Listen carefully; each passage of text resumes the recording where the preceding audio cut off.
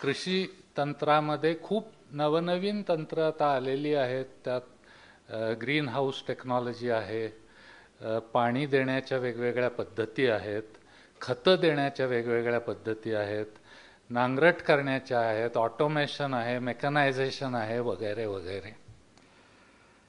याच्यामध्ये पुष्कळदा मगाशी जो यांनी बुद्धिभ्रंश हा शब्द वापरला तसा सरकारच्या बाबतीत आपल्याला दिसून येतो की कोणीतरी परदेशातनं येतो आणि इथल्या कृषी मंत्र्याला अक्षरशः ब्रेन वॉश करतो आणि त्यामुळे आपल्याला नको असलेलं किंवा ज्याचे राष्ट्राच्या प्रश्न सोडवण्याच्या दृष्टीने काही फारसं महत्त्व नाही अशी तंत्र आपल्याकडे येतात. त्यांच्यावरती भरपूर पैसा खर्च केला जातो, त्याला सबसिडी दिली जाते आणि त्यामुळं काही शेतकरी श्रीमंत होतातही, पण त्यांनी राष्ट्रापुढचे प्रश्न सुटत नाहीत. हा एक मोठा मुद्दा मला इथं मांडायचा आहे की आपण संशोधन करताना सुद्धा ते नेचर किंवा सायन्समध्ये पब्लिश होईल का नाही हा मुद्दा लक्षात न ठेवता आपल्या समोरचे प्रश्न, आपल्या देशाचे प्रश्न आपण सोडवतोय की नाही हा जास्ती महत्त्वाचा मुद्दा आहे.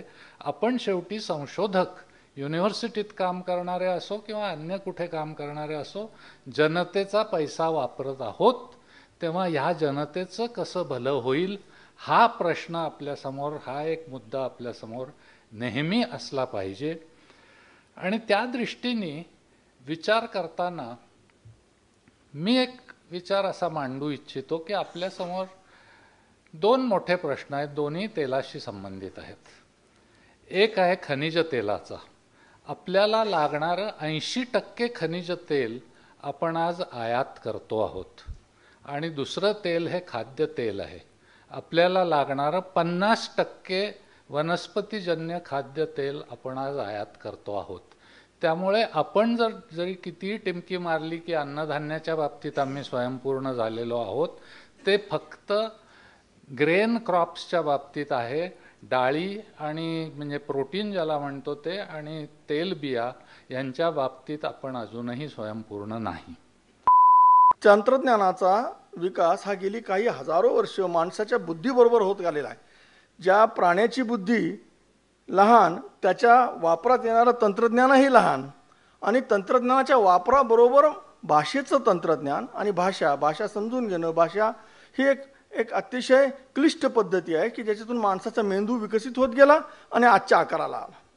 हा एवढा मोठा झालेला मेंदू हा अनेक हजारो वर्षामध्ये हजारो प्रश्नावर चिंता चिंतन करत आपल्या पद्धतीनं त्याचे सोल्युशन शोधत इथपर्यंत आलेला आहे हे विसरून चालणार नाही.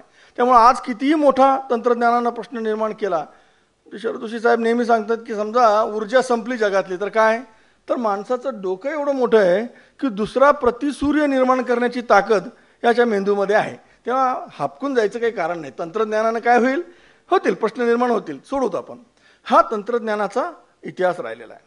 त्यामुळं एकदा तंत्रज्ञानाने एखादा प्रश्न सोडवला की मागं जाता येत नाही, परत बॅक टू नेचर हे शक्य नाही. परत आपल्याला ऑर्गॅनिक फूड्स करू आपण किंवा निसर्गात जसं राहतो ते जंगलात तसं राहू हे शक्य नाही. आता याचे प्रश्न जे आहेत ते पुढे जाऊनच सोडावे लागणार आहेत. त्यामुळं एकदा एका टप्प्यापर्यंत आल्यानंतर पुन्हा परत जायचं की नाही हा आपल्याकडं ओपन क्वेश्चन असा राहत नाही, तिथून पुढे जायला लागतं. हे तंत्रज्ञानाबद्दल आपण समजून घेतलं पाहिजे. तंत्रज्ञान कसं तयार होतं आपण एकदा याचा इतिहासही पाहायला पाहिजे आणि भारतातली परिस्थितीसुद्धा समजावून घेतली पाहिजे. भारतातच काय जगभर सुद्धा ही परिस्थिती राहिलेली आहे की कुठलीही उत्पादन व्यवस्था निर्माण होत असताना त्याला लागणारे क्रमाक्रमानं विकसित होत जाणारे प्रश्न जे होते ते जमीन, श्रम, भांडवल आणि ज्ञान. शेवटचा टप्पा आहे ज्ञान. म्हणून जमिनीच्यावर अधिकार गाजवणाऱ्यांनी राज्य केलं, मग कधी श्रमावर अधिकार गाजवणाऱ्यांनी राज्य केलं, भांडवलावर अधिकार गाजवणाऱ्यांनी राज्य केलं आणि आताचा जमाना हा ज्ञान किंवा तंत्रज्ञान याचा आलेला आहे. थोड्याफार फरकानं प्रत्येक क्षेत्रामध्ये याचं भाग हा असतोच, पण कायदे तयार करून याच्यावर नियंत्रण करणं आणि याचं नियमन करणं हे प्रत्येक सरकार करत असतं. ह्याच्यातला सरकारचा हस्तक्षेप जेवढा कमी होईल तेवढा निर्मिती साधनं आणि निर्मितीतून संपत्ती आणि सुबत्ता त्या त्या समाजात येत राहते. भारतामध्ये जमिनीच्या बाबतीत, श्रमाच्या बाबतीत, भांडवलाच्या बाबतीत, ज्ञान आणि तंत्रज्ञानाच्या बाबतीत सर्व बाबतीमध्ये नियमन आणि त्याच्यात कंट्रोल आणि रेग्युलेशन या दोन्ही पद्धतीने नियमन आणि नियंत्रण, ओके थँक्यू, नियंत्रण आणि नियमन करण्याकरता सरकारनं सर्व क्षेत्रामध्ये काम. हे ट्रान्झॅनिक डेव्हलपमेंट म्हणजे जेनेटिक इंजिनिअरिंग हे एक आतापर्यंत आपण खरोखरच हे टेक्नॉलॉजी भारताला पाहिजे की नाही हे एक पहिला प्रश्न आहे की बाबा whether we should go for agriculture biotech or GMO और ट्रान्झॅनिक डेव्हलपमेंट. त्यात मेन असं आहे की आपण आतापर्यंत जे डेव्हलपमेंट केले, व्हरायटी डेव्हलपमेंट म्हणा, वेगवेगळे पद्धती डेव्हलपमेंट करा, ह्या माणसाचं गरजेप्रमाणे चेंजेस होत गेले. जर तुम्ही मागं वळून बघितलं तर आत्ता जे आपण खातो हे सगळे वेगवेगळ्या क्रॉस ब्रीड करून, ब्रीडिंग करून, नवीन वाण तयार करून डेव्हलप केले. मग हे वाण तयार करताना आपण काय करतो, दोन वेगवेगळ्या प्रकारचं झाडं क्रॉस करून मग त्याच आपण सिलेक्ट करत जातो की बाबा हे चांगलं आहे, ह्या जे गुणधर्म बघताय तुम्ही ते whether it is belong to that one, मग असं सिलेक्शन करत जात आहे and that is going to take about 8-10 years.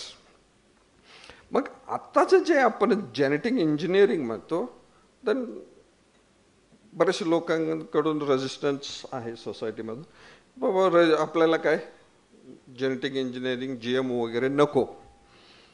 अरे नको काय, it is the same thing.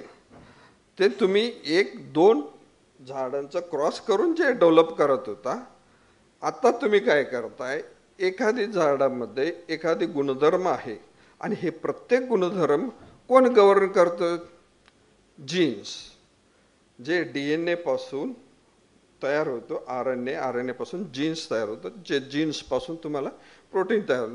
ह्या जीन्स ते माणसालाच तुम्ही पकडला, तर जीन्सलाच पकडला, ते एकच तुम्ही ट्रान्सफर केला, तर तुम्हाला लागणारा इतक्या वर्षाचं काम 8 दिवसात होतं.